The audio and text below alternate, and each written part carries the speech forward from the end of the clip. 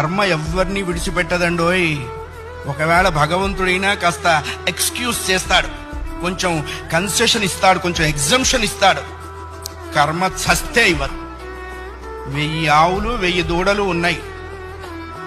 దూడల కట్లు విప్పాం.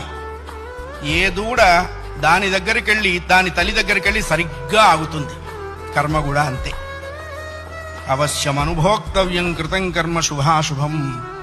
వండిన అన్నం తినలేకపోవచ్చు, చేసుకున్న కర్మని అనుభవించక తీరదు. చాలా మంది కొన్ని అనవసర మాటలు మాట్లాడుతుంటారు.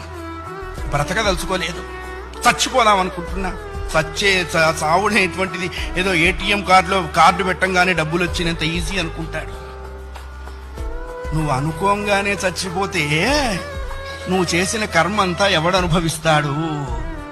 కర్మానుభవం అనుభవించడం కోసమైనా అది నిన్ను బ్రతికిస్తుంది.